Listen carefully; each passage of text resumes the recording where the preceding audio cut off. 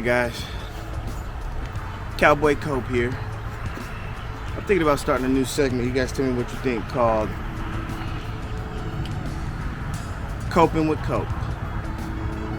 And basically, that means when you chime into the video, you're gonna know a little bit more about what I'm gonna do as far as talking your ear off.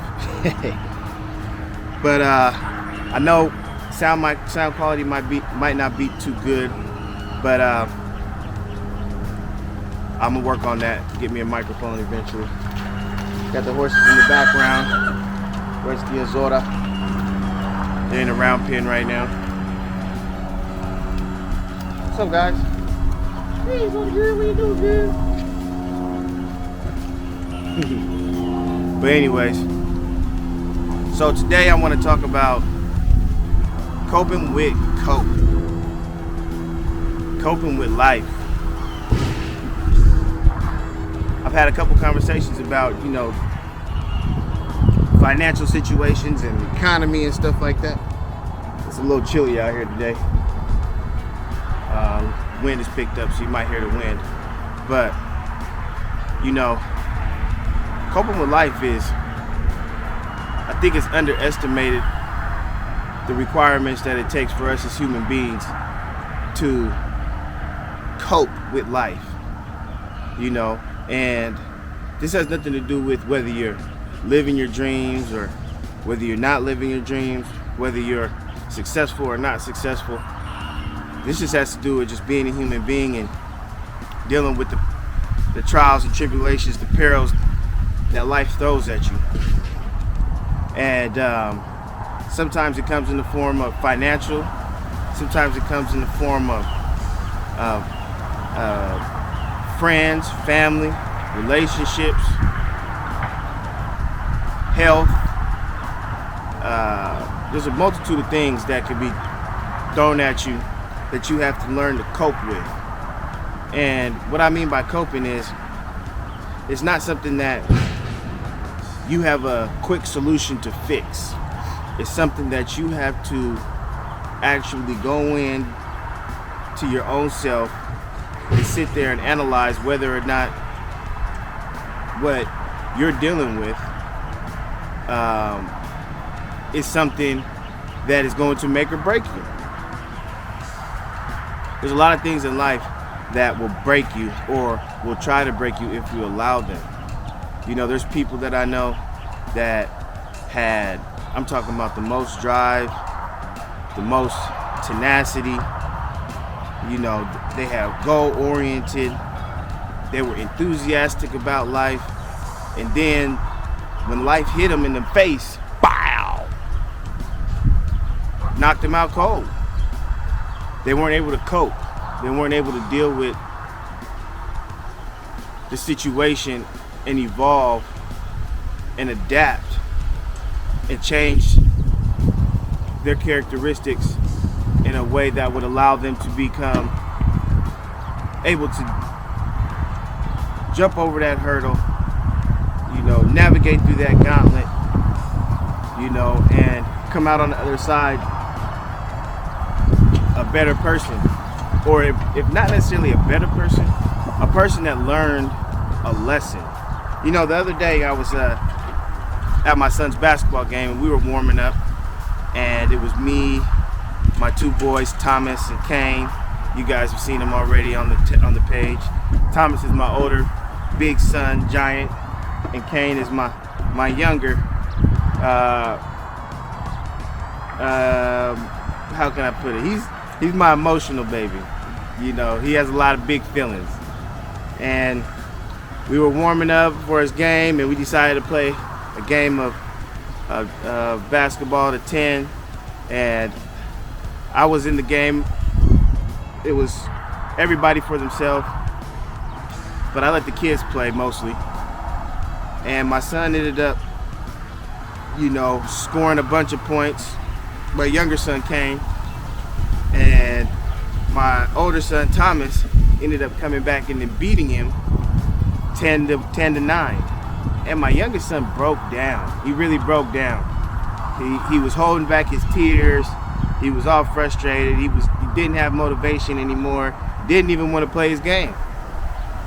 So I got both of them, and then I sat down on the basketball and I just educated them both about life and how, you know, sometimes even when you play the game of life as hard as you can and as best as your capabilities, sometimes you still lose. But I told him, I said, you know, you took an L, right? He was like, yeah, I took an L. And I said, do you know what L stands for? He said, loser. I said, no. Does it stand for loser? Does it stand for loss? It stands for lesson. It stands for learn. I said, you got a lesson today. You learned something. And that's how you should take all your L's, because if you sit down and you take your L and as a loss, and then you start to call yourself a loser and you feel like a loser and you act like a loser, then you won't be able to come out of that thought process, and it can eventually turn into your day-to-day life of feeling like a loser, treating yourself like a loser. And if you treat yourself like a loser, other people are going to treat you as such. And so I explained that to him, and I said, you know, just take this as a lesson, learn from it, and then shake it off and move on, so that then when you go play in this game, everything that you know that you did wrong or that you feel like you could have done better, improve on that and make a difference in the game that you're gonna play. Or make it a difference when you play somebody else one-on-one. Or make a difference when you play your brother again one-on-one. And I said, and guess what? You might even learn and improve, and you still might take the L. And that's okay, because all we're trying to do every day is get better every day. That's the goal, to get better every day, and not in just one lane, not in just one aspect, but to get better every day in anything and everything that you do. Get better with your mind, building up your mind. Get better with your health. Get better with your body. Get better with your relationships with people, how you handle the relationships that you have with people. You know, so I just wanted to really just put that out there, because